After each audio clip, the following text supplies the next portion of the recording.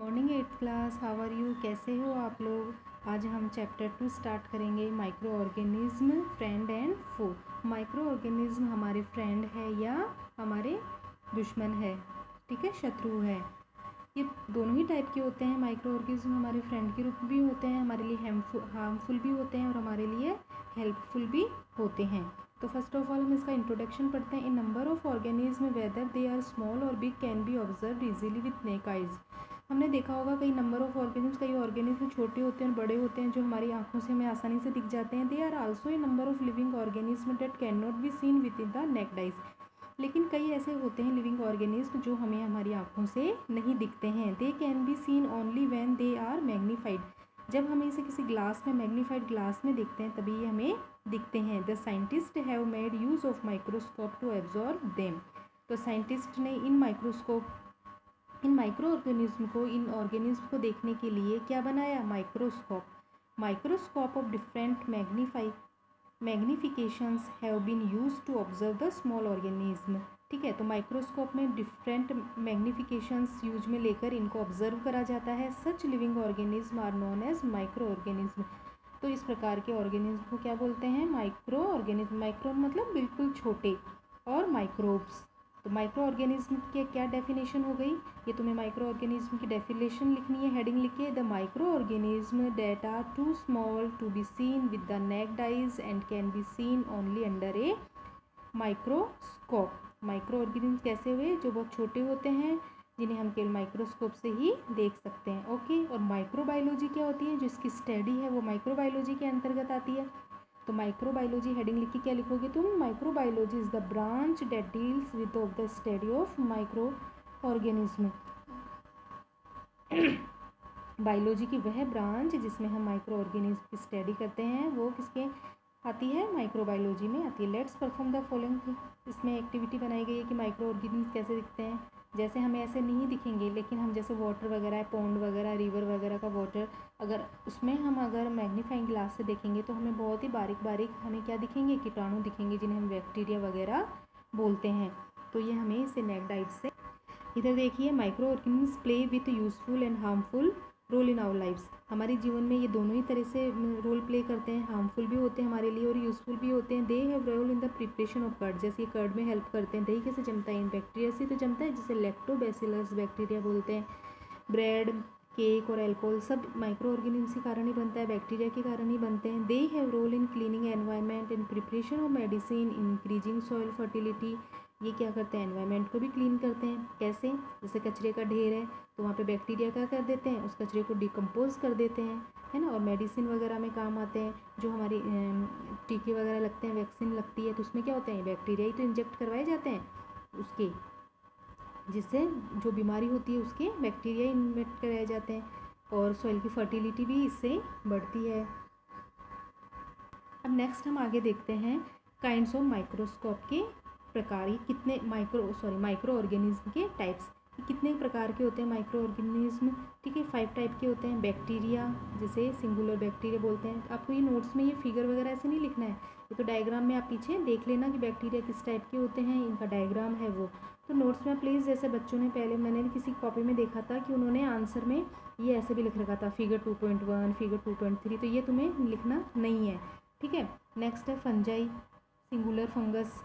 ठीक है, जो सिंगुलर मतलब जो सिर्फ उनमें एक ही सेल होती है, यूनिसेलुलर होते हैं, एक ही सेल से बने होते हैं, प्रोटोजोआ। नेक्स्ट है एल्गी, सिंगुलर एल्गी। ठीक है, क्योंकि ये मल्टी सेलुलर भी होते हैं इसलिए यहाँ पे सिंगुलर ही नाम लिया हुआ है ओनली। ठीक है, मल्टी सेलुलर होगी वो तो नेक्ड आई से दिख जाएगी। प्रोटोजोआ है, वायरस है, सिंगुलर वायरस। ठीक है, अब वायरस के बारे में देखते हैं। Virus are the smallest of all microorganism. सबसे छोटे होते हैं वायरस होते हैं जो सबसे छोटे होते हैं। They are quite different from other microorganism. ये अदर माइक्रो ऑर्गेनिज्म थोड़े डिफरेंट होते हैं। Strictly speaking they can not be grouped along with living things and microorganism. इन्हें न तो लिविंग थिंग में रखते हैं हम न और माइक्रो ऑर्गेनिज्म से रखते हैं, इनकी अलग ही कैटेगरी बनाई गई है। They lie on the border line dividing the living thing from the non living thing. ठीक है, तो इन्हें लिविंग थिंग और नॉन लिविंग थिंग के बीच की योजक कड़ी बोलते हैं, इनके बीच की मार्जिन लाइन बोलते हैं। Viruses lack a cellular structure in non living feature. जो वायरस का जो स्ट्रक्चर होता है वो कैसा होता है, सेलुलर स्ट्रक्चर नहीं होता, उसकी कमी होती है, नॉन लिविंग थिंग्स की तरह होता है, बिना सेलुलर स्ट्रक्चर का, बट आर रिप्रोड्यूस। लेकिन ये जो रिप्रोड्यूस करता है तो कहाँ करता है, inside the cell of the host organism. जो होस्ट होती है जिस पे ये अटैक करता है उस पे अपना क्या करता है, रिप्रोड्यूस करता है। मतलब ये इसका लिविंग फीचर हो गया। और जो इसका स्ट्रक्चर होता है वो कैसा होता है, नॉन सेलुलर होता है, इसलिए नॉन लिविंग थिंग हो गया। इसलिए सेलुलर वो क्या, लिविंग थिंग और नॉन लिविंग थिंग के बीच का होता है। नेक्स्ट है, these micro organism in structure may be unicellular, consist only one cell like bacteria, some algae, protozoa और मल्टी सेलुलर। ठीक है, तो ये माइक्रो ऑर्गेनिज्म कैसे होते हैं, यूनिसेलुलर, ठीक है, और मल्टी सेलुलर दोनों ही टाइप के होते हैं। तो यूनिसेलुलर माइक्रो ऑर्गेनिज्म देखो पहले प्लांट में और एनिमल्स में। प्लांट में जैसे एल्गी, तो कौन सी एल्गी है ना, चिमाइडोमोनास और क्लोरेला। फंजाई में ईस्ट, बैक्टीरिया, और एनिमल्स में प्रोटोजोआ में अमीबा, यूग्लिना, पैरामीशियम वगैरह। मल्टी सेलुलर ऑर्गेनिज्म में एल्गी में देखो वॉल्वॉक्स, स्पाइरोगायरा, नोस्टॉक।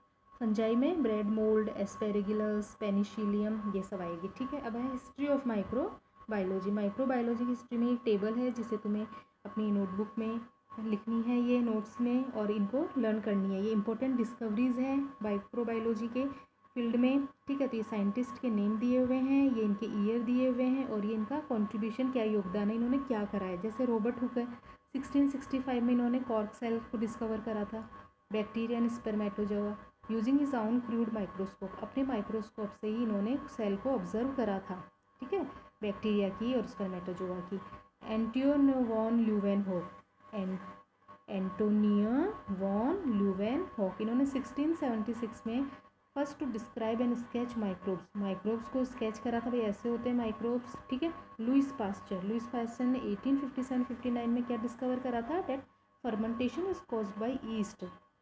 कि जो फर्मेंटेशन होता है वो किसके कारण होता है, ईस्ट के कारण। जो खमीर उठता है ना, जैसे हम इडली वगैरह में जो फर्मेंटेशन होता है, सारे बेकिंग में हर चीज़ फर्मेंटेशन से ही बनती है बेकरी में। तो ये किसके कारण होता है, फंगस के कारण, ईस्ट होता है, ईस्ट जो मिलाते हैं, तो वो फंजाई का ही पार्ट है। Disproved that theory of spontaneous generation, और इन्होंने इस थ्योरी को डिस्प्रूव कर दिया था, स्पोनेटिजिनस जनरेशन थ्योरी को। ये कौन सी थ्योरी होती है ये हम बाद में पढ़ेंगे, नॉर्मल में बता देती हूँ कि मतलब कि कोई चीज़ अपने आप ही पैदा होना। स्पोनेटिजिनस थ्योरी को इन्होंने डिस्प्रूव कर दिया था कि ऐसा कुछ ही नहीं होता, लिविंग थिंग से ही लिविंग थिंग का जनरेट होती है, लिविंग थिंग से ही लिविंग थिंग जनरेट होती है, अपने आप कोई भी चीज़ पैदा नहीं होती है। रॉबर्ट कोच ने 1882 में क्या दिया था, गेव द जर्म थ्योरी दी थी डिजीज़ की, ट्यूबरक्लोसिस इज कॉज्ड बाय, है ना, डिजीज़ की थ्योरी दी थी कि ऐसे बीमारियां फैलती हैं। और इन्होंने सबसे पहले ट्यूबरक्लोसिस, टीबी, जो किसके कारण होता है, माइक्रोबैक्टीरियम ट्यूबरक्लोसिस के कारण होता है ना। ठीक है, और बैक्टीरियम और एंथ्रेक्स डिजीज़ किसके कारण होती है, बैसिलस एंथ्रेसिस। ठीक है, जो जानवरों में होती है। फिर है क्रिश्चियन ग्राम में 1884 में क्या डेवलप करा था, ग्राम स्टैन टेक्निक, जो बैक्टीरिया को स्टैन करने की, उनको कलर करने की, जिससे उनको डिफ्रेंशिएट कर सके। हाँ, ठीक है। फिर है शिबेसबुरो किटास्टो